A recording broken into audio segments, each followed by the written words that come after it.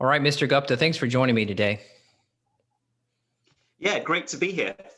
So I was telling you off air before we hit record, I've been doing the DNRS program, Annie Hopper's program for a while, and I just never fully resonated with it. There was some reason, I don't know what it was, something about the way it was presented, or there's some of the steps. I felt like it was forcing me to deny what was happening to me with some of my chemical sensitivities.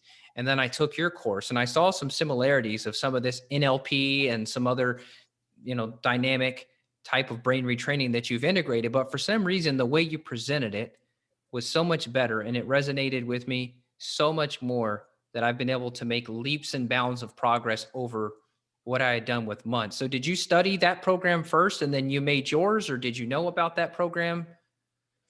So our program was the original one. So we first published our medical paper on our hypothesis in 2002 in Medical Hypotheses. And I'd been treating patients since the year 2000 using these types of brain retraining techniques. And we published the first neuroplasticity program on DVD in 2007. And then there were other programs that came out kind of 2011, 2012, 2013, but we were always the original program.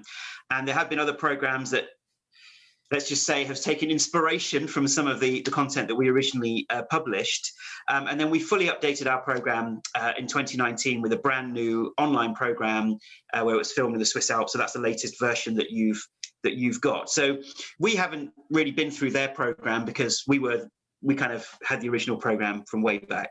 Nice. Well, that's probably why it's better. You and I were kind of joking off air about how hard it is to make it seem like it was a very stress-free environment for you. But you were saying that in Switzerland, where you filmed the videos, which the scenery is, I mean, the scenery alone is worth the price of your course, because I've not traveled there and I don't know if and when I'll ever travel there. And just seeing the wild, I believe you call it lupine or lupine, those flowers that you have and all the scenery. I mean, just the waterfalls. Here you are sitting in the middle of the creek. I thought, man, this guy, he's got it going on, because those are the healing places that I like to go personally.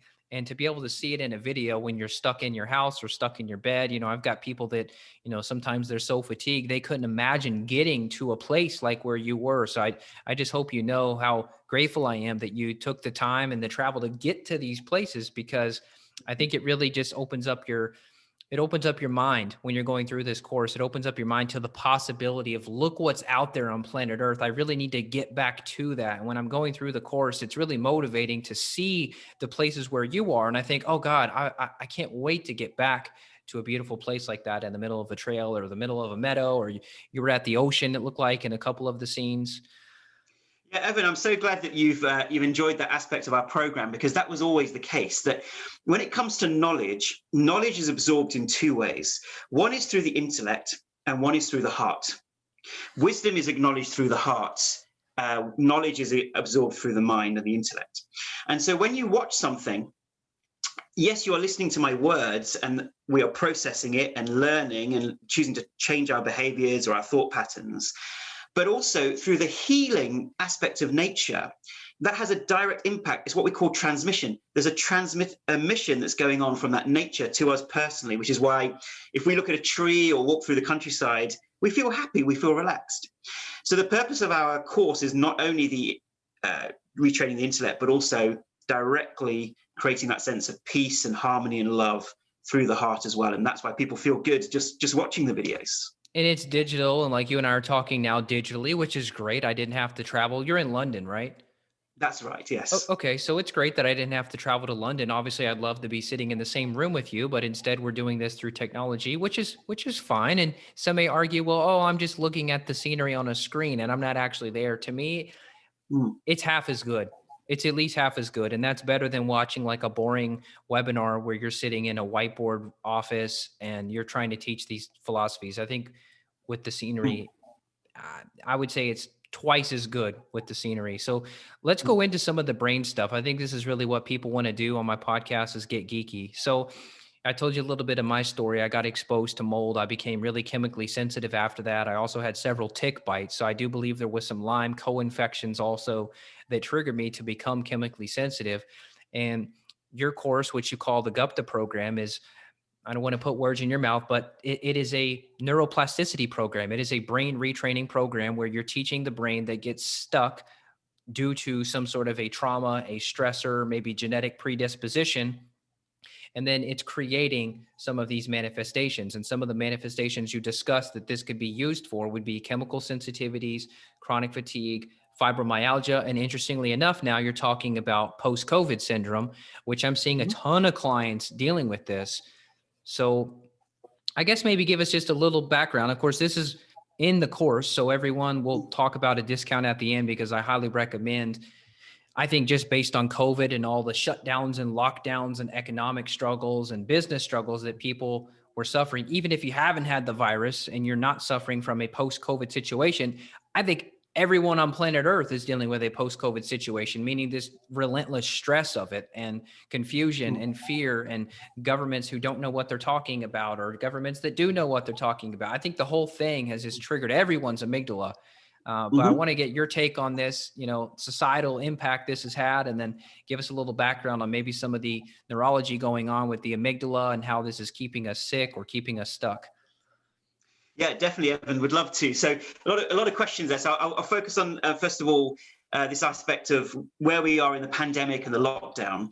So the way to look at this is we as human beings are constantly running software programs in the background, right? So our conscious mind is like the screen of our laptop or our phone. So that is a screen. That is what the conscious mind can see. But we know that in the background, our computers are constantly running software programs. And what we see on the screen and what we type in can influence those software programs which are running in the background.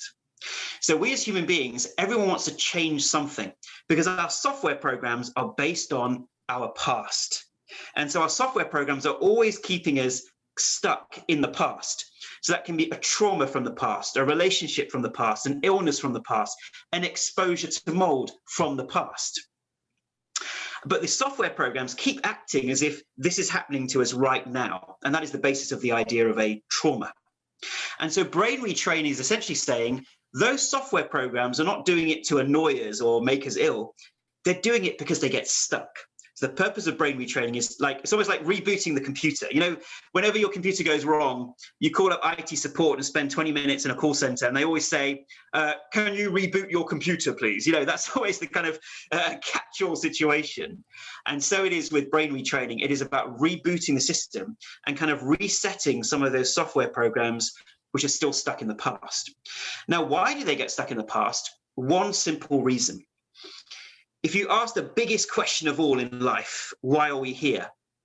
Okay, so there's many different answers to that question. It can be philosophical, it can be scientific. But the question we want to focus on is, why are we here from a scientific perspective?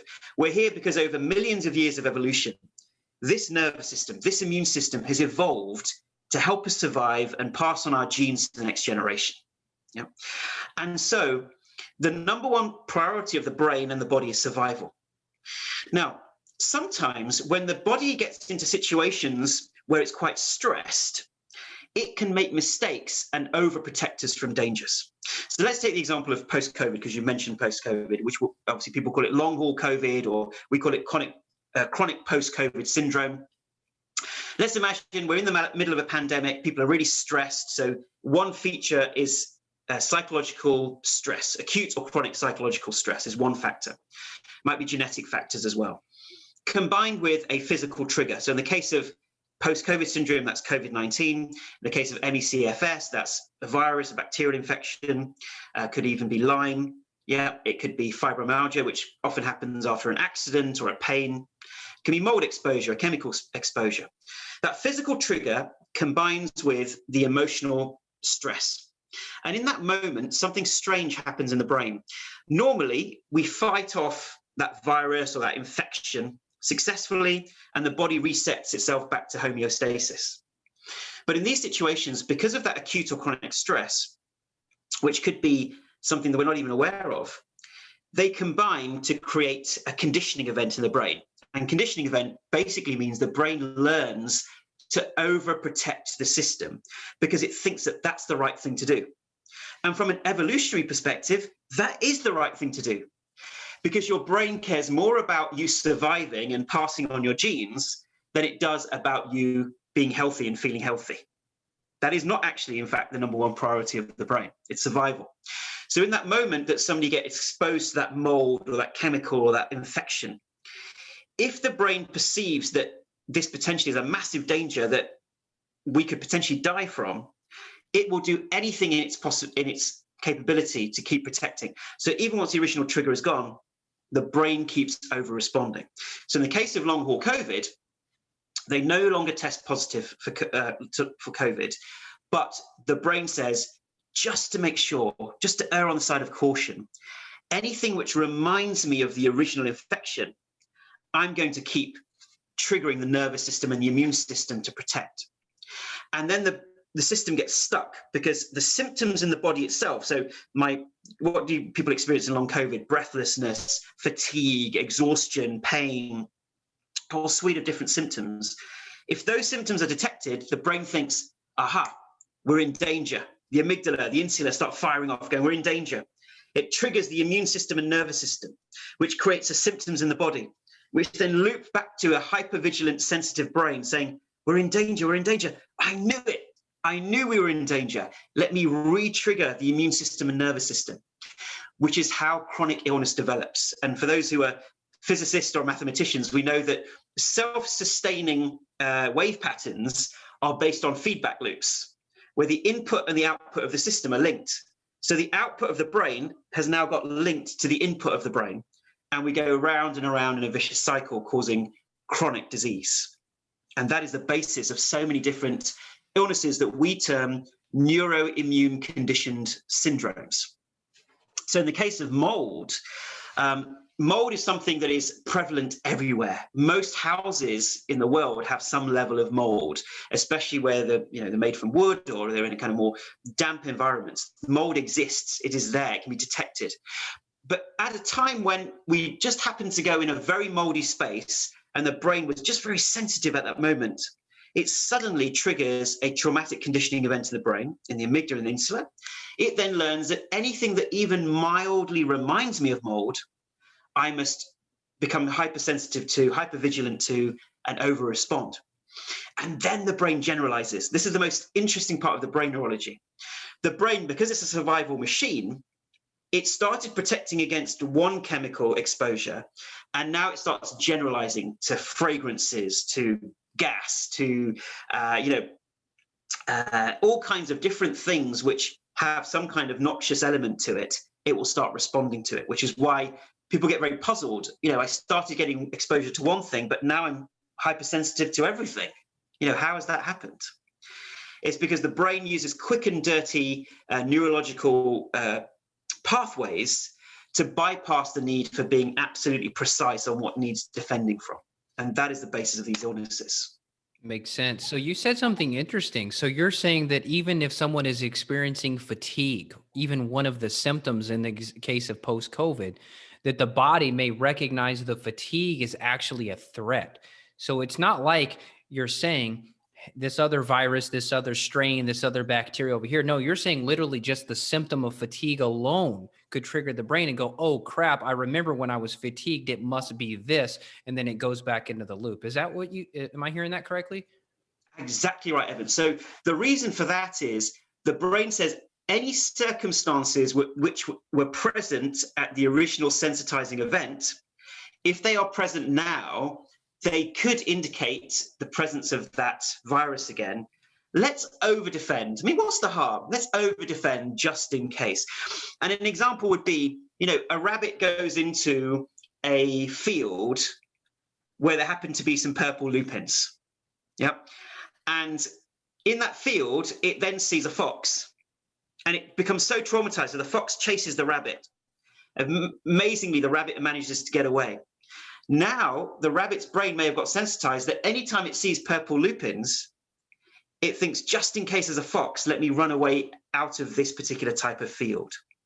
So the brain makes what we call conditioning errors. So it starts creating conditioned responses to things which are irrelevant or completely safe, because that is the right thing for the brain to do at that particular point in time.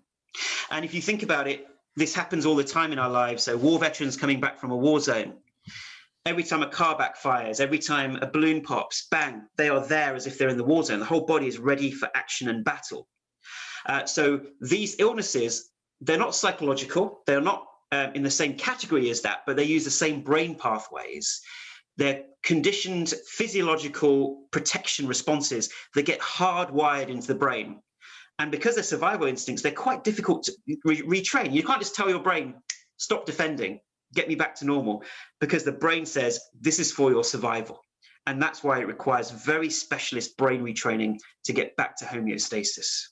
What's the fastest you've seen somebody recover from one of these stuck brain loops? We've seen, I mean, we don't want to create any expectations, but we've seen people within days, they've managed to get their health back. Generally, it takes consolidated retraining for weeks and months. And we don't want people to become complacent. So we say weeks and months, because then you keep it up and you keep some aspect of it up for the rest of your life, because we don't want people to get healthy and then have a dip or a relapse. We want them to be healthy forever. So we teach people how to not become complacent, continue with the retraining until they get to a 90, 100% recovery. And even once they're at that stage, to keep up all the beneficial aspects of retraining. You don't have to do all of it, but some of it for the rest of your life. For instance, some of the deep relaxation techniques. And most importantly of all, recognizing that at a higher level, these conditions come to us to teach us something. There's a deeper message or a deeper learning. And what aspects of our personality or what aspects of our reactivity may have kept our stress system on high alert? And how can we reduce that high alert going forward in our lives to remain healthy? That's amazing. Well, I mean, that's what I've already taken from the course, and I've only been in it for maybe a few weeks. I kind of lost track of it. I mean, once I got started with it, I lost track. I just got so immersed into it. I couldn't stop. I mean, I was just going through every video. I was like thinking, all right, Ashok's probably telling me to take a break right now, but I can't. I'm going to keep going. I got to see all these videos before the day's over. But the funny thing is for me, like you said, there's a lesson in it. And I think the lesson for me was, here I am working clinically, teaching people how to be healthy. I'm helping people with very traumatic situations. I'm helping people that other doctors gave up on. And then here I am not taking care of myself. I'm not doing the meditations I should be. I'm not focusing on the previous memories. I mean, all the stuff you're teaching, it's something that everyone should be doing as preventative maintenance. And, I'm kind of, I don't want to say I'm mad, because that's not the right word, but for lack of a better word, I'm mad that it took me to get that symptomatic from my mold exposure to teach me that I should have been doing this stuff all along. And I wish that people listening, even if they don't have some sort of an issue, that they would consider doing this just to do the preventative maintenance. Most people, we wait till we're desperate. We wait till we're sick. We wait till we're bankrupt or something before we finally realize I'm at rock bottom and now I have to change. And then they seek out something like your program. I think the world would be a so much better place if we could get people in it now and say, look, don't wait until you're bedridden. Like you talk about some of the clients you've had, the bedridden people, the chronically fatigued people, the chemically sensitive, the EMF sensitive people, where they have no other choice and you're their last hope. Don't go there. Don't wait till then. If you can start implementing some of these strategies now, and I think we can avert a lot of the crises. And I think what you've done for me too personally is you really helped me to be more aware. I know you kind of talk about body scanning and how in some cases body scanning could be a bad problem, because you have the clients that'll go, oh, my left elbow, and then, oh, I'm tired. And then, oh, I have this blood sugar crash, and now I have the heart palpitation, and now I have the headache. That's more of like a negative body scanning. But what you've been able to teach me, even just with this limited amount of time in it, is you've taught me to body scan in a positive way, meaning I'm getting pretty hyper right now. I probably need to breathe. That last call was really stressful. That last interview, I really probably need to take an extra 10 minutes, and I'll just email my staff and I'll just reschedule this next interview for 10 minutes later. Or, I probably haven't been drinking enough water, so I'm going to make sure I've got 2 thermoses on my desk instead of 1 now. Or I probably need to realize I was thinking or worrying about my elbow or my stomach or my neck. And now I need to indulge that thought, as you say, but then eventually let go of the thought. And so if anything, I think just being more aware in a positive way is helpful. I think as a practitioner, and I know I have other practitioners listening, we get kind of caught up in all the patient stories, and then we start to question whether it's happening to us. Oh, my back, does my back hurt? Oh, do I have ears ringing? Do I have pressure in my eyes? Do I have post-COVID? You know, you start to get these stories. I don't know if you've experienced that yourself as a Oh, clinician. massively, yeah. Yeah, the nocebo effect is so powerful because our brains are suggestion machines. So when it comes to the default setting of the brain, the default setting is protection and worry. I need to protect this person from danger and ensure survival. So therefore, I must worry about things. So that's why, we find, well, why am I worrying about this? Why am I worrying about that? That is the default setting. But the default setting can be retrained through things like regular meditation, through self-awareness of our patterns, making sure all the other good things I'm sure you do with your clients, and the healthy diet and good exercise and all of those things that keep us fresh and open us up to new experiences versus keeping us stuck in those software programs of the past. So that healthy maintenance makes sure that we don't go back to those worry default settings, which then encourages the nocebo effect, essentially. Now, are you working one-on-one clinically with people? Like, are you seeing patients virtually or physically, and are you coaching people directly, or are you mainly kind of the head honcho and you just kind of run the operation? So I run the operation, and I'm doing more webinars and running research at the moment. So we're looking to do a lot more research. But I've trained coaches all over the world. So we have 20 to 30 coaches now, which people can see one-on-one that have been trained by me to make sure they kind of know all the latest science and all the latest techniques. Yeah, so people can get a lot of one-on-one support. But at one point, you were probably the only guy, right? You were the coach. Yeah, from 2000. So we started this in the year 2000. So for 10 years, about 10 years, I was the only person working on this, getting the feedback from clients, seeing what was working. So the program you see is the result of 20 years of refinement of all of these various techniques. That's impressive. Now, did you burn out along the way? I know you had your own health journey. You talked about it a little bit. It sounded like you had some kind of a post-viral chronic fatigue, but going through all the coaching and taking on the stress of all these stories and all these sick people reaching out to you, did you crash throughout these 20 years? And if so, what did you do to rebuild yourself? I didn't crash during those 20 years, no. So I suffered from ME and chronic fatigue syndrome in 1990, kind of 94, 95, and I had it for 3 to 4 years quite intensely. And that was when I was at university. And then once I recovered, published the medical papers, I then set up the clinic to support others. And in a clinical setting, the most important thing I find is, first of all, for us as practitioners to become aware of our achiever aspect of our brains, which says, I must try and get this person to heal. We become attached to the story and attached to the outcome.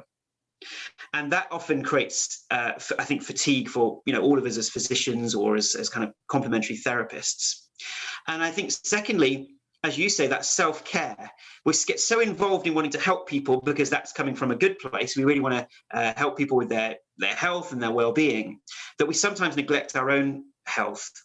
And energetically, we may pick up on some of their negativity, right? It's not even, we all feel it. If we're suddenly in a room with somebody who's very negative, we feel drained after 20 minutes or 30 minutes of a conversation, right? We all can sense that.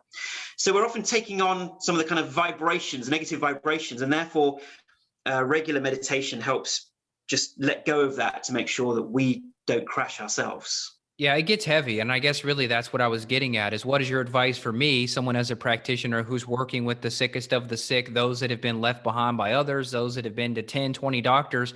That gets heavy, and it definitely weighs me down. And I have some like protection tools on hand that I use, but I wonder what your best advice is for me to keep this going to where it's sustainable. Yes, we have the same with our coaches. And the number one thing is, first of all, is to meditate between sessions, or just be still.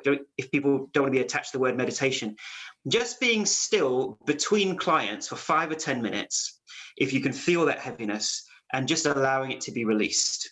Yeah, because you're connecting back. It's like using your phone and then you plug it back into the socket at night.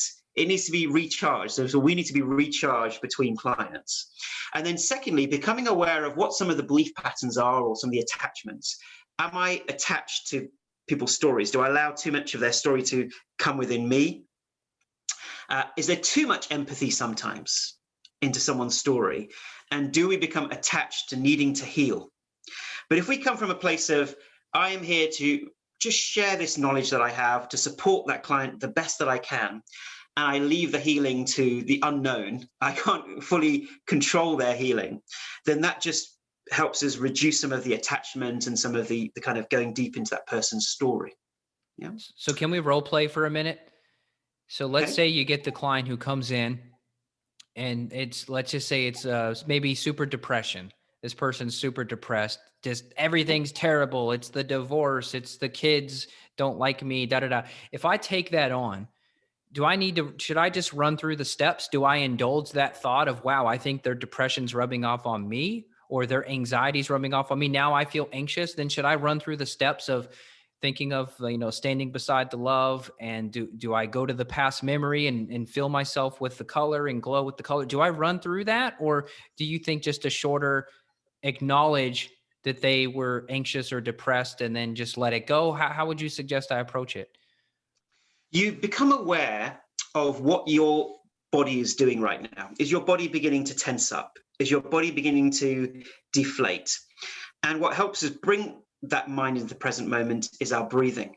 So sometimes the draining comes from the mind racing into the future or into the past, or thinking about performance or whatever. And in that moment, coming into the present moment is key. Accepting them, accepting their story, not trying to shift and change what is going on. So deep and complete acceptance of what is happening in that interaction.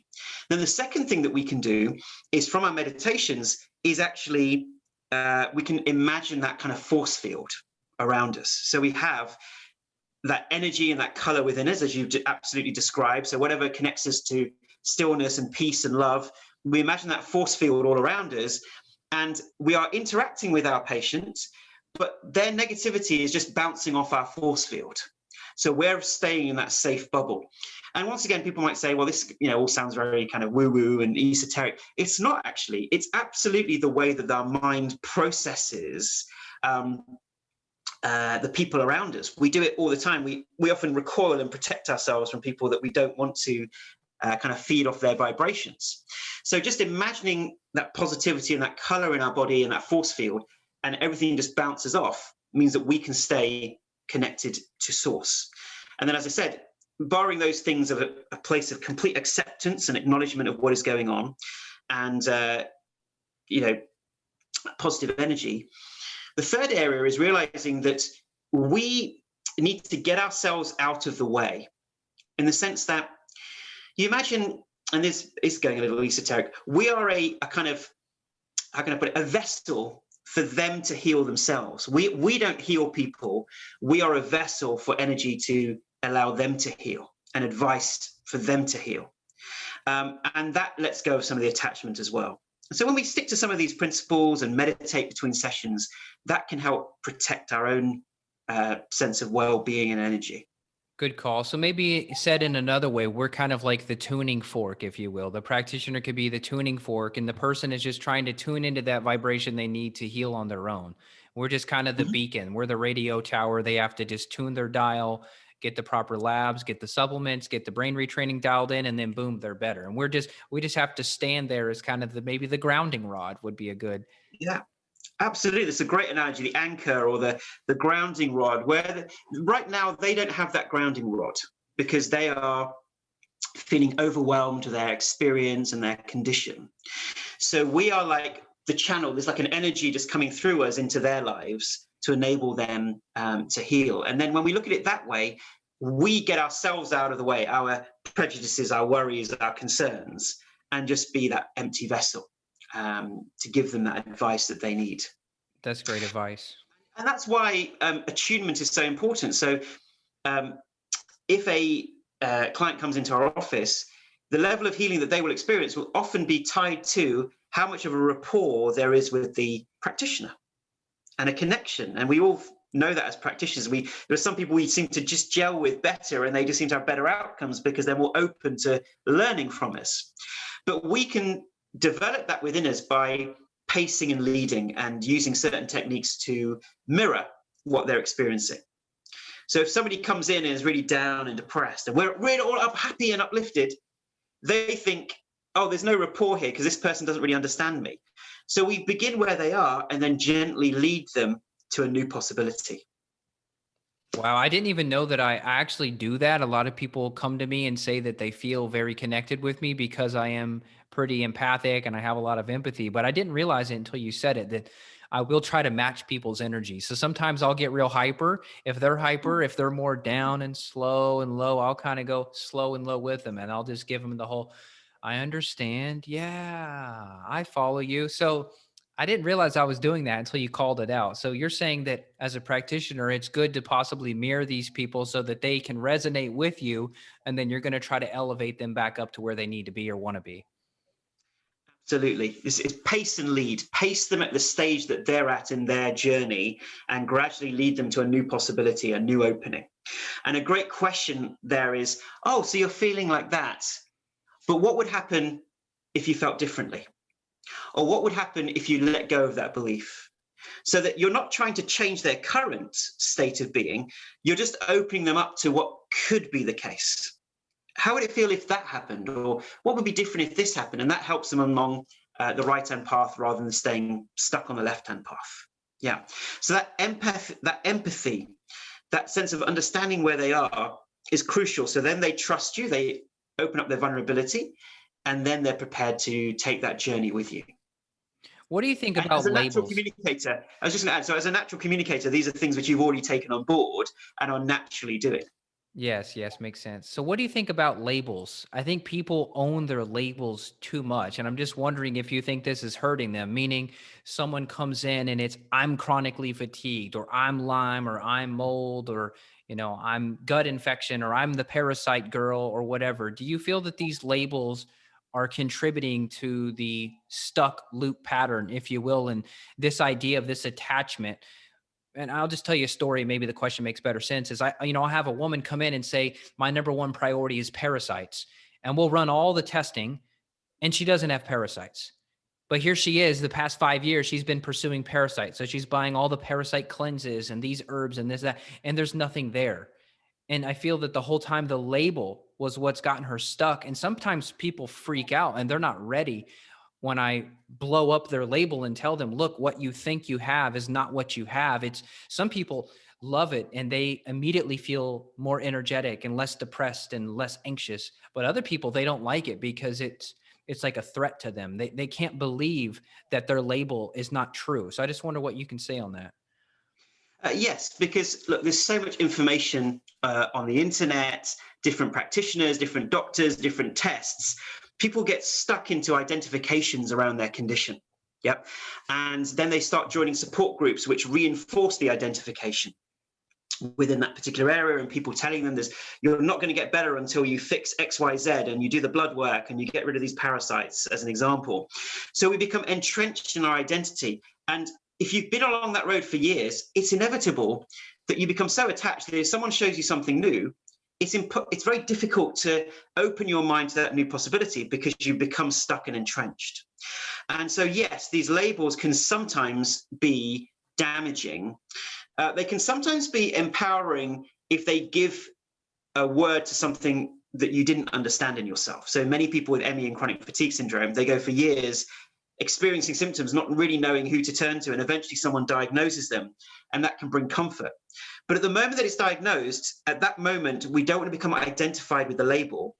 And what we encourage people to do with the Gupta program is say, it's not that you have now, oh, I've got fibromyalgia, or I'm a chronic fatigue patient, or I have mold. It's, I am retraining my brain's reactions. Sure, the downstream effect is mold illness or chronic fatigue or whatever, but I don't care about that. I'm going to the source. I'm retraining my brain for health and happiness. And that's far more empowering than I've had fibromyalgia for 10 years and nothing's helped me. When people come to our hypothesis and they read it and they see it, it's like there's that aha moment of, oh my God, this is what's going on. It makes so much sense now. It explains everything. And that's the first opening up to a new possibility. And then when they do the retraining, letting go of the identity. And you're absolutely right. In the brain, if the brain says, okay, you're retraining me, but we still have this thing called Lyme and we need to fix that, then the brain isn't getting retrained because it's still defaulting to other things that it needs to do. Yeah. Now, I want your listeners to know we don't treat these illnesses as psychological. Absolutely. These are real physical illnesses, real physical symptoms in the body. This is not CBT. This is not psychological techniques. This is not positive thinking. It's not even necessarily relaxation techniques. This is brain rehabilitation or brain retraining that requires repetition, that requires very specific targeting of unconscious signaling and unconscious responses. And going through that process again and again and again can train the brain out of those old software programs into a more healthy new software program. And that is the kind of basis of it.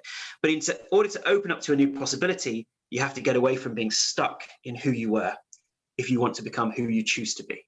So this sounds really hard to do, but if I think, or maybe I've run testing and I see I've got mold, I've got mycotoxins in my system, and here I am thinking, okay, to get better, I've got to use these detox supports. I've got to use the charcoal, the clay, whatever, to get the mold out. You're saying that that thought could be a hindrance. So you're saying you may be okay with that if I do it on the back burner. Like, I'm still going to do the charcoal, but you're saying it's important to try to let go of focusing on, yes, I can do brain retraining, but I also have to do that. I can still do it, you're saying, but you're saying you don't want me to hyper focus on it, meaning, yeah, the brain retraining is only going to get me so far, but I've still got to do all this other work over here. You're saying that I can do the work, but just try not to focus too much on it. Would that? Exactly. Not to focus on it too much, and also not to say to yourself, I'm only going to get better if that blood work says this, or this test result comes this way. Because there's plenty of people in the population who have got those positive tests for many different things like mycotoxins and whatever, but they don't have the illness.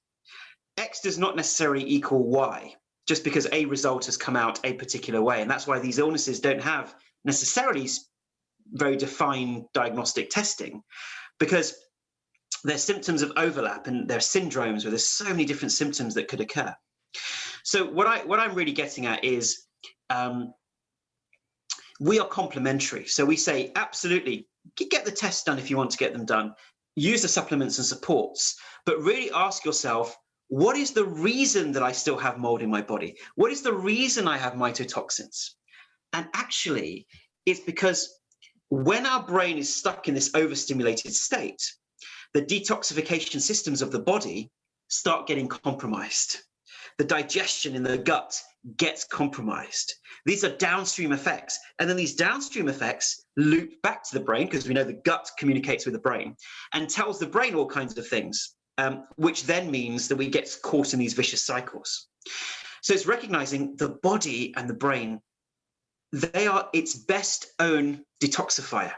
So we can take all the supplements and all these different things, and that's fine. We're supporting the body. But ultimately, when we reset our brain and get it back to balance, it can do a lot of that work itself, is my view. And we have many, many patients who are on a whole ton of supplements and supports, and that's great. But when they do our brain retraining, eventually they come off some of those supplements and it doesn't have an effect. You see, because they've gone to the root cause of why there's an imbalance in the first place. So sometimes as complementary practitioners, we have to be very careful that we don't fall into the same reductionist, Cartesian, Newtonian way of looking at the body that traditional medicine does, that actually means that we're still saying, oh, if we don't fix that parameter or that enzyme, this person can't get better. It's that holistic approach. Sure, let's give them supplements, let's give them this, that, and the other, but also let's look at the exercise regime, let's look at sleep, and most importantly of all, let's look at the mind. Because in my view, it is the mind that has the biggest impact on these types of syndromes and these condition responses in the body. Yeah, and I'll take it a step further. I mean, basically, you're saying that when you're hyper-focusing on the gut, you're focusing on your bacterial overgrowth, the symptoms, just the thought of all that, you're going to be stressed. You're creating more cortisol. You've got more stress hormone. The amygdala is going to be firing hotter, becoming more sensitive. I've seen studies where they say the stressors are literally increasing the size of the amygdala too, which is crazy. Not just the sensitivity, but the size. And then here you are back to more gut symptoms because the stress of the symptoms you focused on led to more gut damage. So, I mean, it really is a pretty crazy situation. Yeah, and there's so much evidence supporting that in terms of the, as you say, the expansion of the amygdala, the overactivity of the amygdala, issues with the insular part of the brain and inflammation in the brain and the body as well. So we have a huge ton of inflammation in many of these different conditions. So it's not only, as you say, it's a focus on those conditions and the identification with it. But then there's also this fear that, right, if I don't fix X, Y, Z, I'm never going to get better. Yeah, because that's what I've been told, right? Or, if that test result keeps saying this, then I can't get better. It's recognizing that these downstream symptoms are clues, but they aren't the cause. That's the key thing. Makes sense. So let me ask you about some of the logistics. So when you're going into your past memories and you're trying to find the color associated with some of these past memories, and then you glow with the color. I love that exercise. Do you need to try to keep coming up with new past memories? Will those ones eventually wear out or maybe have less effectiveness? The brain can sometimes get stuck in getting used to something. Yeah, so it's often useful to keep coming up with new ones or changing the existing ones, putting music or color or other things which stimulate the senses. But yes, to train the brain back to health, sometimes novelty and changing things around can really encourage neuroplasticity. Because remember, neuroplasticity is about creating new neuronal links, new rewiring. So, because we want to get out of the old software programs. And in doing that, novelty, playfulness, repetition, self-love, all of these things encourage the brain to a new way of being. Awesome. So I want to throw a curveball at you. Do you know anything about psychedelics and how that may integrate with the brain retraining? Because I know there's some studies on psilocybin, the active ingredient in mushrooms, and how they've done functional MRI studies, and they show that the psilocybin literally turns off or at least significantly reduces the blood flow to the amygdala. And in my early 20s, I had a psychedelic experience with mushrooms, and it literally, I would say, 99.999% cured my depression, my anxiety, any fears about life and facing the world head on. It wasn't even just during the experience while it was in my system. I mean, it literally reset it. And I thought, wow, what if I combined the brain retraining with a little bit of psilocybin? How much better and faster could I change my amygdala? It's a very fascinating area of research, absolutely. And the way I look at this is, you see, based on our childhood experiences, there is a battle going on between our amygdalas and our prefrontal cortex, right? So if we've been through experiences where we perhaps had more stressful, anxious childhoods, let's just say, or, history of bullying or trauma or whatever it may be, or abuse, the projections from the amygdala up to the prefrontal cortex are stronger than the ones that come back in the opposite direction. Now, it could be that with some of these types of chemicals, the balance of power is kind of restored. Yeah. Now, we don't necessarily know the pathways or the exact ways that occurs, but it does seem that some of that amygdala reactivity, some of that amygdala power that it has over our prefrontal cortex is reduced. And in the longer term, some, treatment-resistant depression is able to be resolved. Some anxieties, treatment-resistant anxiety is able to be resolved. The exact mechanisms are unknown, but it does occur to me that power struggle between the amygdala and prefrontal cortex is probably affected in some way. Cool. So maybe, who knows, 5 to 10 years from now, you may order it, you get your Gupta USB, and then possibly you get a little dose of some amygdala retraining nutrients with it. Yeah, we're following the research closely, and we're very open. We're not dogmatic. If there's something that's going to help our patients retrain and rewire, we're very open to it. Our only concern is, has there been enough research done on the safety of these types of interventions? Because there's never a free lunch. There may be some other side effects that we're not aware of longer term that haven't been measured, and so these things have to be done very carefully and delicately. But things like meditation, they have a similar aim. The aim of meditation is to shrink the amygdala, to make it less reactive, and to strengthen the prefrontal cortex, increase the gray matter. It does a similar thing. So meditators eventually just become calmer, happier human beings because they are no longer hijacked by the amygdala. So for me, that's a safer, longer term thing that has so many positive benefits that I'd love people to prioritize. I know it's a little harder than taking a pill or whatever, but it certainly has more benefits overall. True, true. Yeah. And I'm not telling people listening, hey, everybody needs to go do mushrooms and do brain retraining. No, but I'm saying it's very interesting. It is harder to do the meditation. You got to sit down and do it. You got to do 20 minutes a minimum twice a day. And somebody could go, oh, or I could just take this over here. We always want the easy way out as humans, but as you know, that's not always the best. Are there any supplements, though, in particular? I know you cover supplements a little bit in the course, but is there anything you've seen that maybe speeds up the treatment timeline, whether it's like omegas or phosphatidylcholine or phosphatidylserine or lion's mane mushroom, which I've seen to increase NGF, the nerve growth factor? Have you seen anything that you're like, yes, this is the secret sauce that when combined with your program elevates or maybe speeds up results? We haven't. And that's the thing with all of these different illnesses. There have been supplements which show, a marginal benefit, maybe not statistically significant, but nothing overall that's had a huge impact. Perhaps apart from coenzyme Q10, so that we know does have some benefit for patients. So we do encourage people to have that. Magnesium supplements have been beneficial for patients. And then we generally prescribe the anti-inflammatories because we know that with these conditions, your brain is on fire, your body's on fire, it's inflaming itself unnecessarily. So things like turmeric, we know, are highly effective as being an anti-inflammatory. Ginger, all of these very natural herbal remedies, which are very safe for the body, we encourage people to take those as well. And generally what we call an 80% anti-inflammatory diet. So rather than saying, right, 100% of the time, I need to cut out this and cut out this, otherwise I'm not going to get better, which creates more stress. Actually, just eat this way 80 to 90% of the time and allows you a little leeway not to get stressed by needing to stick to 100%. Because we see people getting worse sometimes when they go on exclusion diets because they exclude something. The moment they feel worse, they assume that they feel worse because they had a little bit of bread or a little bit of this, that, and the other. And then it also trains the brain as another conditioned response mechanism that, right, anytime you have that food, that's dangerous. And so sometimes on exclusion diets, it shrinks and shrinks and shrinks until they can only eat 4 foods or 5 foods. Because inadvertently, there's been some unconscious brain retraining that has occurred. So natural anti-inflammatories, we know some supplements help, like coenzyme Q10 and whatever, but generally we focus more on the brain retraining. Wow, you said 2 crazy things which make a lot of sense though, that just the focusing on the foods, like gluten's bad for me, dairy's bad for me. That could create a stress loop too. Then you go eat the piece of cheese. Now you're almost going to be programming your brain to have a reaction to it. Oh, is my stomach upset now because I had the cheese? Do I have a headache now because I had the gluten? So you're saying that you could literally be carving negative brain pathways towards those foods because you've been told that they're not good for you. That's a trip.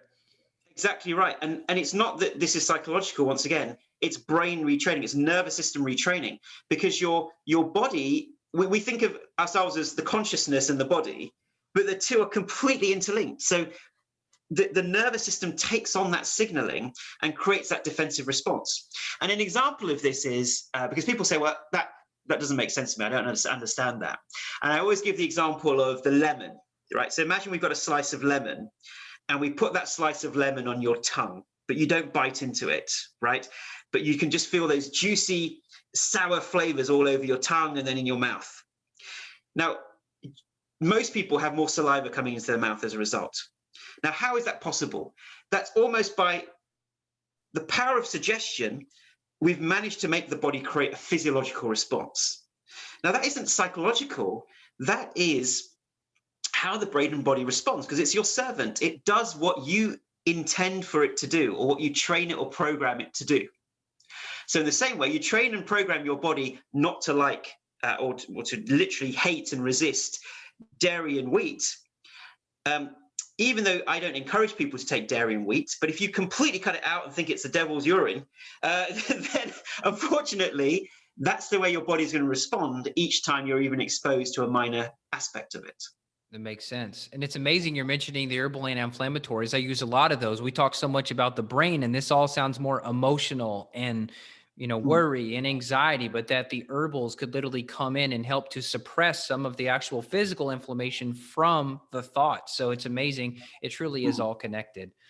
Well, we should wrap this up. I know we could talk for hours. This has been great to get to see you and talk with you after running through the course. And I highly encourage people to do it. For my clients listening, of course, if we're working on protocols together, this is just the next step. This is the secret sauce to get you to the next level. And if people listening are not working clinically with me, I still encourage you, check out the Gupta program, and we'll have a link for you. It's evanbrand.com/Gupta. That's Gupta. And he mentioned before we hit record, we'll be able to have a special discount code for listeners, and we're just going to make it Evan. So EVAN, you all be able to access the discount and take this program. I mean, this is something I think children should be doing from an early age, learning the meditation strategies, learning how to recognize when we're being exposed to stress, when we're getting stuck in thought loops. I mean, if I had this course when I was a teenager, I mean, I think it would have saved me years of suffering. And so I'm really grateful for your work, and hope for continued success for both of us. And I'm going to be using your course, personally and clinically. I mean, this is almost going to be standard procedure for our clients now, is to get them in this. So I hope that is very beneficial for both of us. Absolutely, Evan. So it's wonderful to have come on your podcast. Really enjoyed it. And final thing I want to share with your listeners is that sometimes this stuff can all sound very, kind of out there. And I want your listeners to know that we have published a randomized controlled trial just late last year, which was on fibromyalgia, and it showed an amazing result that in 8 weeks, we had a 40% reduction in symptomatology for fibromyalgia and 0% in the control group. It's the first randomized control trial ever published on a neuroplasticity program. So now we've got that scientific backing. I mean, we see it in our clinic every day, but it's great to, that can encourage people to really believe in this. Wow. And until we get the series 3, phase 3 trials, the larger scale trials, we offer a 1-year money back guarantee on our program anyway. So people have got nothing to lose by giving it a go. That's incredible. How many people were part of this study? That was on 45 patients. I think 41 ended up getting to the end of the trial, so it was a very low dropout rate. But we're looking at now doing larger scale trials with hundreds of patients, and we're also doing trials on long haul COVID as well. We're already recruiting and initiating that trial as well, because we're getting great results with long haul as well. Beautiful, beautiful. And people listening, I mean, if you've been suffering 5 years, 10 years, sometimes 20 years, what's 8 weeks? What's 8 weeks? I mean, that's a drop in the bucket in terms of your life. So what are you waiting for is basically the message. Check it out. I think you got nothing to lose. Use the coupon code Evan. That's evanbrand.com/Gupta, Gupta. And thanks again for your time. It's been a pleasure. Thank you so much, Evan.